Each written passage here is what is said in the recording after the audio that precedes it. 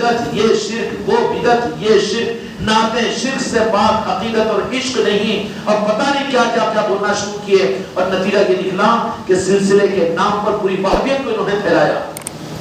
اور اس زمانے کے اندر میں نقشبندی سلسلہ 3 سال 3.5 سال پہلے بھی ایک آیت ہے حیدرآباد کے اندر میں، بھئی ہم کسی کی ذات کے اوپر کچھ اعتراض نہیں کرتے، لیکن نہیں نصرت بھئی ہم بھی وابستہ ہے میرا کون سے سلسلے نقش، اچھا سلسلہ تو پیر صاحب سے آپ بیعت، نہیں وہ 10,000 کا مجمع تھا، سب کو ہاتھ اٹھا کر انہوں نے بیعت کروا دیا، اور اس کے بعد رابطہ نہیں، رابطہ کچھ بھی نہیں، کیا ایمانی کی۔ ادھر ان لوگوں کا وہ حال ہے بخاری اور مسلم کو لے کر دندانہ مسجد اور ممبروں پر، اور ادھر اپنے بھائیوں کا یہ حال ہے کہ حقیقت سے تو واقف نہیں مگر دھارکاری زیادہ، ہم ماشاءاللہ ہم سنی اور ہم یہ اور ہم وہ، نہیں یہ چیز نہیں ہے۔ سلسلہ نقشبندیہ کے اندر میں مجدد الفسانی رحمۃ اللہ علیہ کے خلفاء اور مریدین کے اندر میں ان نوازشوں کی وجہ سے یہ احساس پیدا ہو گیا کہ مجدد صاحب کو حضور پیارے پیر غوث الاعظم کے سند کی ضرورت نہیں ہے، بلکہ خود خاص مجدد الفسانی رحمۃ اللہ علیہ کا معاملہ بہت آگے کا ہے، آگے کا ہے۔ اب یہی بات اگر کوئی تمہارے پیر کے بارے میں غریب نواز کے مقابلے نہیں لائے گا، میرا مرید تو مر جائے گا، میں خود مردود بولتا ہوں اس کو، نہیں لائے گا، لیکن دنیا میں ایسے حالات آئیں گے کہ کچھ کرامت اور شرافتوں کو دیکھ کر تقابل کرنے کی چکر میں ہوگا، اوپر گیا تو دھبل کے زمین پر گرے گا تو مری جائے گا، مت جاؤ اوپر میرے اولیاء اور آقا جو ہو چکے ہیں ویسے ہو نہیں سکتے، جس مقام پر غوث و خواجہ ہے خدا کی طرف کوئی دوسرا غوث و خواجہ ہو نہیں سکتا، نہیں ہو سکتا نا۔ تو سلسلہ نقشبندیہ کے مریدین کے اندر میں ان کمالات و نوازشوں کو دیکھ کر یہ بات پیدا ہو گئی کہ اب حضور غوث الاعظم کے سند کی کیا ضرورت ہے، بلکہ خود اپنے ذاتی طور پر مجدد الفسانی رحمۃ اللہ علیہ کا یہ مقام ہے، یہ مقام علم بھی ہے، سند بھی ہے، ماشاءاللہ دین الہی کا رب بھی انہوں نے کیا، اور مجدد بھی ہے، اور یہ بھی ہے، وہ بھی ہے،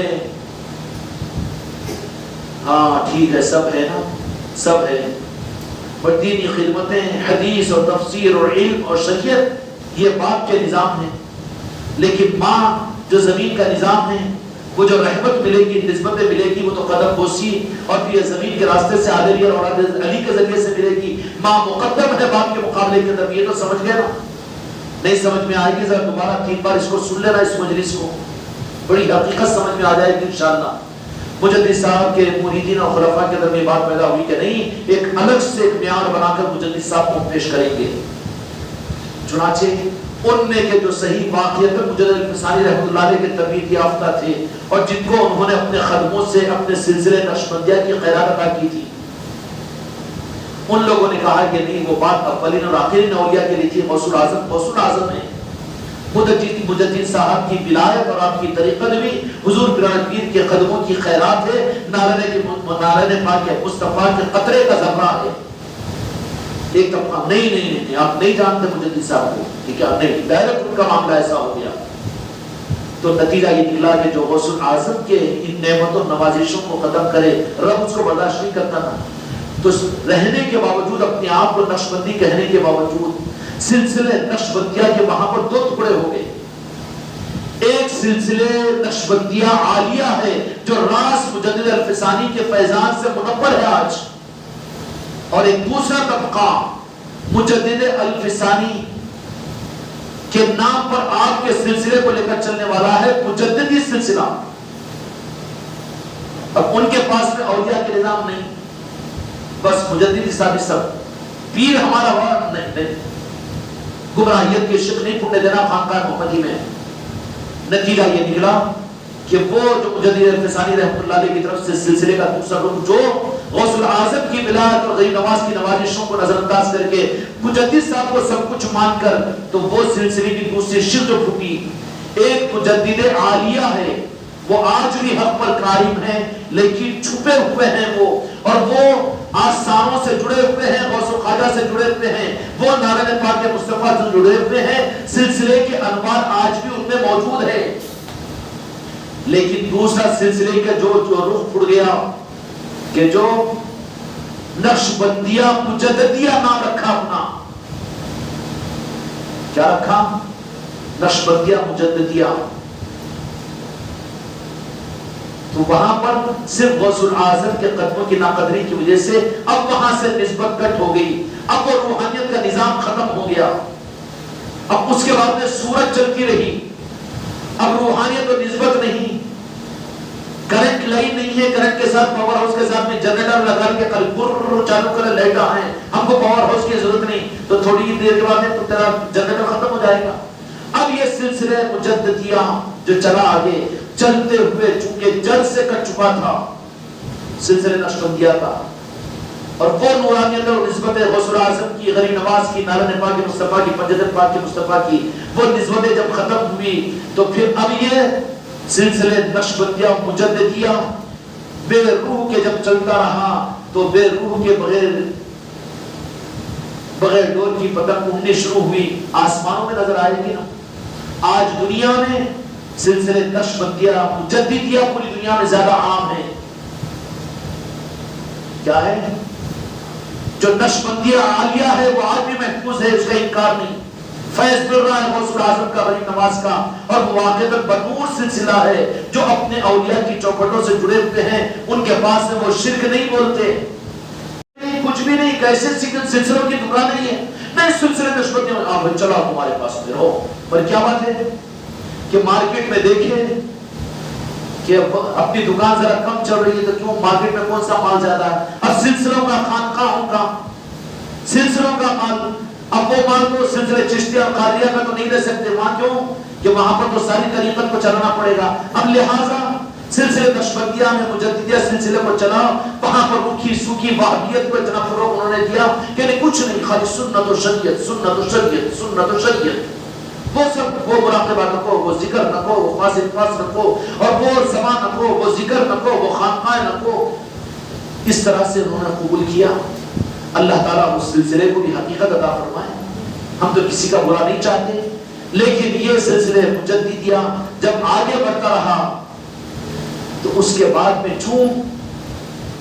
چونکہ ایک پھوڑا اگر ہوتا ہے تو مکھی وہیں بڑھ کر جراثیم پیدا کرتی ہے، پھوڑا بڑھتا ہے نا، تو جب نسبتوں سے اصل گھٹا یہ سلسلے مجددیہ نقشبندیہ، تو پھر نتیجہ یہ نکلا کہ وہاں پر وائرس زیادہ انفیکشن کرنا شروع کیے، تو وہ مجددیہ سلسلے نقشبندیہ مجددیہ جا کر آگے جا کر سیفی بن گیا۔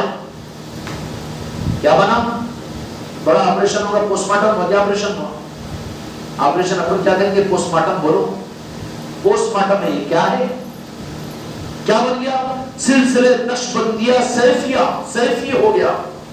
اب سیفی ہے تو کیا ہے؟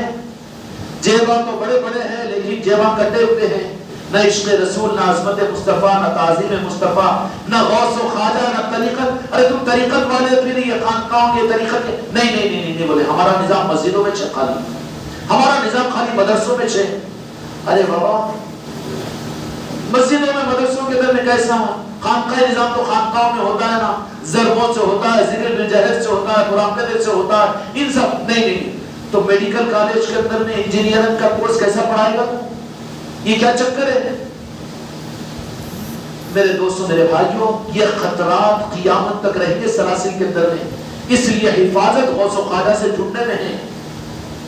کبھی کسی نوازشوں کو تم اپنے پیر کے دیکھ ارے کچھ نہیں، ذرہ مراقبہ کرتے ہی اس میں ذات کا ذکر کرو، سیدھا عرش پر پہنچ جائے گا۔ یہ کدھر لے جا رہا؟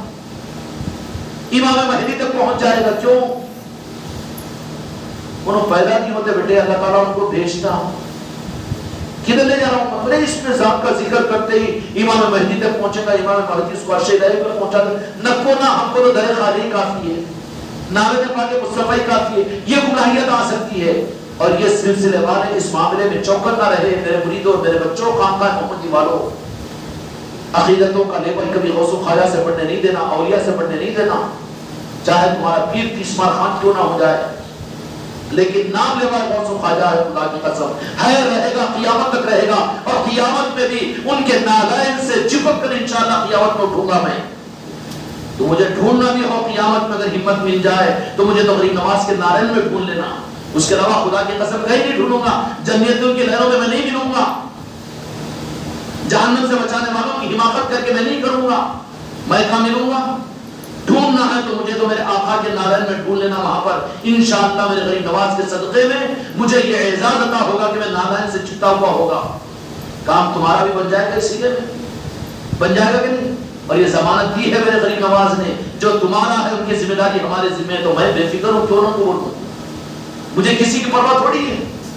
لگا کفر کا فتویٰ، بدعقیدگی کا فتویٰ، تکبر ہو گیا ان کو، ارے لوگ خانقاہ میں بیٹھ کے بڑے بڑے باتیں کر لے رہے، ولی کامل سمجھ لے رہے، بولو نا تمہاری زبان۔ میرے غوث و خواجہ کو بولنے والوں نے بولا تو ان کے نام لوا کو تو بولنا آئی ہے، کوئی پرواہ نہیں ہے مجھے، لیکن مجھے بھروسہ ہے کہ میرے غریب نواز نے ذمہ داری لے لی ہے کہ تم سے جو وابستہ ہے، تو بس میں تو بالکل بے فکر اور بالکل علی کا سپاہی بن کر میں کسی کی پرواہ نہیں کرتا، مجھے کوئی فکر کی ضرورت نہیں ہے۔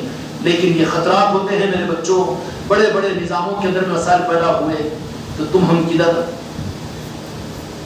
اعلیٰ حضرت احمد اللہ خان صاحب بریلوی رحمۃ اللہ علیہ کے معاملات میں بھی کچھ اس طرح، جب ہمارے تمہارے ساتھ میں ہو سکتا ہے، سلسلے نقشبندیہ میں ہوا ہے تو پھر کہیں بھی ہو سکتا ہے نا۔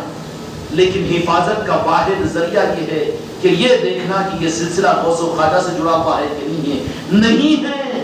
علم کو سامنے لا کر کاٹا جا رہا ہے سلسلے چشتیہ قادریہ سے، تو ذرا چمک جانا، رک جانا۔ کیوں کہ نہیں، یہ راستہ وہ نہیں ہے۔ اے رہبر، ہم نے تو مدینے کا راستہ پوچھا اور تو کہاں بتا رہا ہے کوئی دوسرا راستہ ہم کو؟ نہیں، ہم کو تو مدینے کا راستہ چاہیے، اور مدینے کا راستہ غریب نواز کا راستہ ہے، غوث الاعظم کا راستہ ہے۔ اس لیے میرے دوستو، جو بھی ہو، پیر کامل ہو، کوئی بھی ہو، کہیں بھی، بے شمار نمائندے ہیں دنیا میں، روئے زمین ہندوستان کے اوپر غریب نواز کے سچے عاشقین ہزاروں کی تعداد میں ہیں۔ ان میں سے کسی کا بھی ایک دامن تھام لو تو تم کو غریب نواز کی چوکھٹ مل جائے گی، منزل مل جائے گی۔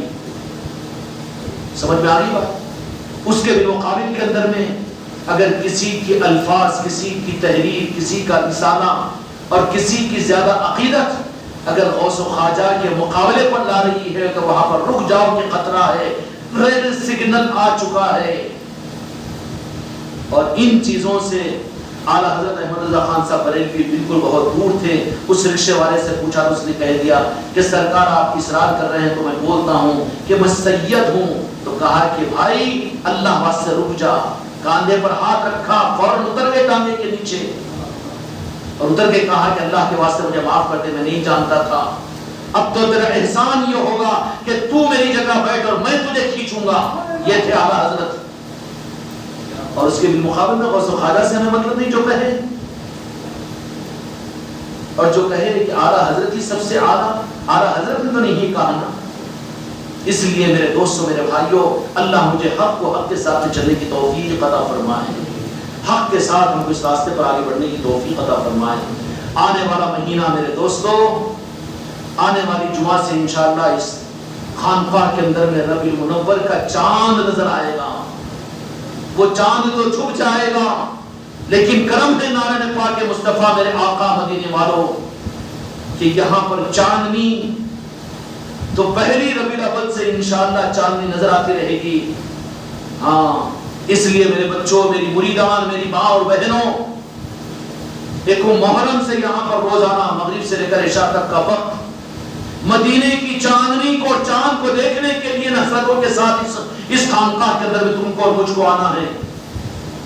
اپنے شادی اور بیاہ، موت و مٹی کے سارے نظاموں کو بازو رکھو، سفروں کو کینسل کرو، آگے بڑھاؤ یا پیچھے ہٹاؤ، لیکن یہ 12 ربیع الاول کی 12 مجلسیں میں تو بدنصیب سمجھوں گا اس کو، میرے مرید کو بدنصیب سمجھوں گا اس سے زیادہ کیا کہ جو محفلوں کے اندر میں نہ رہے۔ میرے آقا کی آخری چوکھٹ تو وہ ہے۔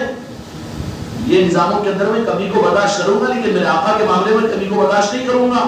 میں گاؤں کو چلے گیا تھا، میں چھٹی پر مر جائے گا 2 گھنٹے جاگے گا، تو دکان پر زیادہ گرا تھا، دن میں بہت تھک گیا، تو یہاں کے لیٹ جا، مجھے کوئی چھٹی نہیں ہے۔ خانقاہ میں رہنا ہے ہر مرید کو، ہر مریدان کو کیا کرنا ہے۔ اور مریدان بھی یہ نہیں سوچنا کہ ہم کو عذر ہے، ہم نماز نہیں پڑھ سکتے، درود پاک مت پڑھو، خانقاہ میں پیچھے آ کے بیٹھ جاؤ، اللہ اللہ کرتے رہو، لیکن ان محفلوں سے محروم نہیں رہنا۔ کسی کے لیے کوئی چھٹی نہیں، پروگرام اپنے سارے بنا لو۔ 12 ربیع الاول کی 12 محفلیں اس خانقاہ کے اندر میں مغرب سے عشاء تک تمہارا وقت، یہ ہمارا حق ہے کہ وہ ٹھیک ہے قبول کیا نا۔ انشاءاللہ تعالی محمد رسول اللہ روزانہ مغرب سے عشاء تک 12 ربیع الاول کی محفلوں میں خانقاہ میں ہمیں رہنا ہے، عشاء کے بعد لنگر میں بھی رہنا ہے، اور پھر 11ویں شریف تو آگے ہے، لیکن تمہارے خانقاہ کی 11ویں کا دن جو ہوگا 11 ربیع الاول کا ہوگا، اور اس کے بعد 11ویں شریف کا بھی اہتمام انشاءاللہ اس خانقاہ کے اندر میں ہوگا کہ نہیں ہوگا؟ تو 11 ربیع الاول کو تو عید میلاد النبی وابستگان خانقاہ محمدی اور چشتی خاندان والوں کے لیے تو عیدوں کی عید ہے، وہ اللہ نے حیثیت دی تو اپنے بال بچوں کو اچھے کپڑے پہناؤ، عید کی تیاریاں کرو۔ تم نے 1 مہینے پہلے سے ماحول اور حالات کے خلاف اس 15ویں صدی کے اندر میں تم اس چیز کو محسوس کرو کہ تم کو کس خدمت کے لیے کھڑا کیا گیا ہے، کیا لوگوں کو دیکھ دکھا کر بچانے کے نظام کے لیے، منہ چھپانے کے لیے؟ کہ تاریخ میں کہیں پر مجھے بتا دو کہ استقبال رمضان کا اہتمام کیا گیا ہوگا مسجدوں میں اور مقامات کے اوپر، لیکن استقبال ربیع المنور یہ خاصیت ہے خانقاہ محمدی کی، تم نے جب ان محفلوں کو کیا ہے استقبال ربیع المنور کو، اور پھر اسی میں 5ویں مجلس میں خود غیب رہے ظالم تو محروم ہے، بیمار ہو بھی تو آ جا مجلس کے اندر میں، کوئی چھٹی نہیں۔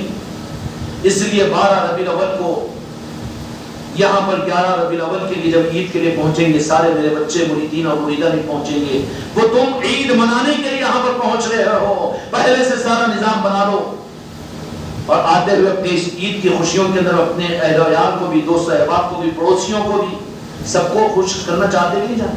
شیر خورما پکائے تو 100 کلو سیویاں کا پکاتے 2 کلو کا، یہ تمہاری عید کیسے میرے کو خوش کرنا، میں تم سے خوش ہو جاؤں؟ عید میلاد النبی تم منا رہے ہو، اس بات کا ثبوت تو میں یہ سمجھوں گا کہ تم اپنے خاندان کے 10-12 آدمیوں کے ساتھ یہاں پر آؤ، تم کو لنگر کراؤ نہیں بولتا ہوں، لنگر تو جن کا ہے وہ کروائیں گے، جن کا ہے، ہم تو صدقہ کھانے والوں میں شمار ہیں۔ مولا علی کے ولایت کے اعلان کے وقت میں کہا کہ نہیں ایک اعلان کرے اور مبارکباد دے، تو بعض لوگوں نے کہا کہ سرکار اس جنگل کے میدان میں کھانے پینے کا انتظام کیا ہوگا؟ ہائے ہائے 3 دن تک لوگ کھاتے رہے، پیتے رہے، سیراب ہوتے رہے، یہ ولایت علی کا صدقہ ہے، تو خانقاہ محمدی تو علی کا نام لینے والوں کا گہوارہ ہے، یہاں کی فکر مت کرو، تم کو کون دیا فکر؟ اس کفر سے نکل جاؤ کہ میں لنگر کراتا ہوں، میں کرتا ہوں، میری وجہ سے ہوتا ہے، آج نہیں تو کل نکال دیا جائے گا، تیرا پتا پیلا پڑ جائے گا یہاں سے کہ پھر دوبارہ یہاں نظر نہیں آئے گا تو۔ اس لیے 12 مجلسوں کے اندر میں اہتمام، یہاں پر کسی مرید کے لیے گنجائش نہیں ہے کہ کوئی عذر نہیں کرنا کہ میں گاؤں میں نہیں تھا یا دکان پر زیادہ بیٹھ کر تھک گیا تھا، لات مارو دنیا کو، دنیا کے سارے نظاموں کو، 1 ربیع الاول سے مغرب سے عشاء تک کا وقت تو یہاں پر دینا ہے، اور 11 ربیع اور 12 ربیع الاول کو پورا وقت تو فارغ کر کے ہم کو یہاں پر گزارنا ہے، اپنی چادر اپنا بستر لے کر پہنچنا ہے۔ انشاءاللہ جشن میلاد مصطفیٰ جو 1 مہینے سے تم لوگ تیاری کر رہے ہیں، وہ ایک دن قریب آ رہا ہے، مناؤ خوشیاں، جشن آمد رسول، اللہ ہی اللہ، اللہ ہی اللہ، اپنے گھروں میں جشن مناؤ، اپنے گھروں کے اندر میں خوشیاں مناؤ، خوشیوں کا ایک ماحول، اگر خدا نے موقع دیا تو جس طرح سے خوشیاں مناتے ہو، منانے کا اظہار کرو، گھروں پر لائٹ دیکھ کر ان کو معلوم ہو کہ کیوں رسم کے شادی نہیں ہے، ہماری عید میلاد مصطفیٰ ہے۔ جب 11 ربیع الاول ہوگی، نشان پاک ہر مرید کے لیے ضروری ہے کہ اپنے گھر پر نشان مصطفیٰ کو لگائے اور نشان مبارک کو لگائے، تاکہ ظاہر ہو جائے کہ ہم صرف چھپ کر نہیں، اپنے محبوب سے کھل کر محبت کرنے والے ہیں۔ جن کے دل میں ہے ڈر کے جاؤ یزیدیوں کی طرف میں مجھے کیا کرنا ہے، جاؤ بدعقیدوں کی طرف میں، جن کو تمہارے دامادوں کا ڈر، سسرالوں کا ڈر، ارے تم تو بکے ہوئے مال ہے تو میرے پاس میں کیوں آ رہے ہو؟ اگر مجھ سے بیعت ہوئے تو میں تم کو خرید لیا ہوں۔ تو ہر مرید کے گھر پر نشان کا لگنا ہے اس سال، اور کہے کے لیے ہم سنت و فرض نہیں کہتے، لیکن اظہار کا ایک وقت ہوتا ہے کہ ہم نام لیوائے مصطفیٰ ہے، کریں گے بھائی انشاءاللہ۔ اللہ تعالیٰ اس حق کے ساتھ حق کے اظہار کی توفیق عطا فرمائے۔ یہ میرے کہنے پر نہیں بلکہ میں کہہ رہا ہوں اپنے دل کی خوشیوں کے ساتھ، اپنی رغبتوں کے ساتھ، کیا کرو، اپنی رغبتوں کے ساتھ میں اپنے گھروں کے ماحول کو خوشیوں کا ماحول بناؤ۔ کیوں کہ میرے آقا کی نگاہیں، میرے آقا کی نگاہیں تم میں سے ہر ایک کے دل پر رہے گی، تم میں سے ہر ایک کے گھر پر رہے گی، جن گھروں میں خانقاہ محمدی ہے اس پر میرے غوث و خواجہ کی نظر رہے گی۔ اس لیے زبردستی کا بکری کے مندوں میں چلنے کا جی آؤ جی آؤ جی آؤ وہ بھی کرتے. حضرت بولے حضرت کا کے لیے تمہارا معاملہ میرے آقا کا معاملہ پرسنل ہے, قلب کے ساتھ ہے, میرے آقا کے ساتھ نسبت کو قائم کرو. بقرعید میں بچوں کو کپڑے بناؤ میرے کو بولنا پڑتا ہے, شیر خورما پکاؤ مجھے بولنا پڑتا ہے, رمضان کی عید آتی ہے تو یاد دلانا مجھے پڑتا ہے. تو پھر عید میلاد مصطفیٰ کیوں نہیں؟ تمہارے قلب سے اگر تعلق ہے تو تم اپنے گھروں کے اندر میں خوشیوں کا ماحول بناؤ, اور روزانہ مغرب سے لے کر عصر کی نماز 4:45 بجے اپنے گھروں میں بچے اور عورتیں پڑھ لیں. 15-20 منٹ درمیانی آواز سے زور سے درود شریف پڑھیں. پڑھنے کے بعد میں پھر 21 مرتبہ انا اعطیناک الکوثر بھی پڑھیں. پہلے انا اعطیناک الکوثر 21 مرتبہ پڑھو, اس کے بعد میں 15-20 منٹ باواز بلند گھر کی عورتیں اور بچے درود پاک پڑھو. پڑھنے کے بعد میں میرے مصطفیٰ کی بارگاہ میں دعا کرو کہ یا رسول اللہ, حق کو بھول کر آپ کو چھوڑ کر بھٹک رہے تھے, در در کی ٹھوکریں کھا رہے تھے, یا رسول اللہ ان سب سے کاٹ کر اپنے نارین پاک میں ہم کو پہنچا دیجئے, ہماری نسلوں کو پہنچا دیجئے. اس کی شد و مرگ کے ساتھ میں دعا کرو. اور جیسے ہی دعا ہو جائے, میری مریدوں تمہارے شوہروں کے لالچ اور کھانے اور پینے اور بسترے اور گھر کے اے سی نظام وہ عصر سے پہلے ہونا چاہیے. عصر کے بعد میں محفل کرتے ہی تمہارا رخ خانقاہ محمدی کی طرف میں ہونا چاہیے. کوئی مریدہ کے لیے بھی کوئی عذر نہیں کہ میں مغرب میں نہیں آ سکی, بالکل نہیں. عصر کے بعد میں فارغ ہو جانا ہے. رمضان میں نہیں کرتے ہو افطار کی تیاری, کیا مغرب کے بعد کرتے ہو؟ مجھے دھوکہ دینا چاہ رہے ہو؟ ظہر کے بعد میں ہوتی افطار کی تیاریاں. تمہارے گھر کا پکوان تمہارے میاں کے لیے ظہر کے بعد میں کرو. عصر کی نماز سے پہلے سارے کام سے فارغ ہو. عصر کے بعد سے لے کر تو درود پاک کی محفل اور دعا, اس کے بعد میں فوراً اپنے اپنے آٹو میں بیٹھو. یہ نہیں بولنا کہ آٹو نہیں ملا, ہمیں پیدل نکل کر آ جاؤ, کوئی بات نہیں. لیکن ہر مریدہ کو ضروری ہے کہ وہ خانقاہ میں رہے 12 دن. کیوں کہ کس لمحے, کس دن, کس وقت میں نگاہ مصطفیٰ متوجہ ہو جائے. بد نصیبی سے اگر اسی لمحے میں اگر تم نہ رہے, یہ نہیں سوچنا مغرب میں ابھی تو مجلس شروع ہوئی ہوں گی. یوسف بھائی ذرا رحم کھاؤ اپنے آپ پر. میرے مریدوں یہ بڑی بے ادبی کی بات ہے. مغرب یہاں پر پڑھنا ہے سب کو, اپنی عظمت کا اظہار کرو. خدا برداشت نہیں کرتا اپنے محبوب کی بے عظمتی کو. اور میرے آقا کی نسبت پر دو جہاں کے رب کی اور مالک کی نسبت کی محفل ہے, اس کی بے ادبی نہیں. کیا جی میاں, میں تو ایک 20 دن 12 دن کے واسطے کنٹرول کی ڈیوٹی چھوڑ دو, کوئی نقصان نہیں ہوگا. نہیں میں رہتا ہوں, منڈیا نہ کو ہلا دو. جیسا کہ اس کی گردن پر آتا تو نے فائل وہاں کی منڈیا ہلا دینا. کہہ دو سیدھا سیدھا, عصر کے بعد ہم تمہارے نہیں, عصر کے بعد تو یاد مصطفیٰ کے ہیں ہم. ٹھیک ہے, مغرب کی نماز یہاں پر سب کو پڑھنا ہے. پھر مجھے دوبارہ کہنے کی ضرورت نہیں پڑھنا ہے. یہ نہیں کہ اب تو مغربہ میں مجلس ہوں گی, بیان ہوگا اور نعتیں ہوں گی, اپن چل جائیں گے نا عشاء کی نماز کو, اس کے بعد کہیں نہیں بولے مجلس میں نہیں گئے تو کیا لنگر کھاؤ رے بابا, تمہارے لیے کھلا رہے ہیں. کون کھلا رہے ہیں؟ نارے پاک مصطفیٰ کی خیرات خوب کھاؤ, مگر لنگر ہی مت بن جاؤ, کیونکہ ڈنگر بن جائیں گے. پھر ڈنگر کتنے بیماریاں رہتی ہیں جس کے اندر میں. ڈنگر مت بنو لنگر کے. لنگر تو ان لوگوں کے لیے ہے جو محفلیں سجا رہے ہیں, جو خالی لنگر کے بن جائے نہیں, بڑی بات ہے. پیٹ پوجا کے لیے تو تم آ جا رہے ہیں, زبان کی لذت کے لیے, لیکن نارے پاک کے نسبت کی محفلوں کی اس دسترخوان کی نعمت کو تم سمجھ نہیں سک رہے. ظالم ہو چکے ہو, تمہارا ایمان جا چکا ہے. اگر تمہارے دل میں کچھ اگر ایمان پیدا ہو جائے تو پھر ان مجلسوں کو لنگر چھوڑ سکتے ہو, محفلیں نہیں چھوڑ سکتے. اس لیے جتنے لنگر میں آنے والے بھی ہیں وہ نہیں بول رہا ہوں, میں بتاول کے نہیں بول رہا ہوں, لیکن مجلسوں میں آؤ, مغرب میں آنے کی کوشش کرو. کیوں کہ یہ میرے آقا ذات مصطفیٰ کا مسئلہ ہے. یہاں پر بے ادبی, بے اعتنائی, بد عقیدگی بالکل نہیں.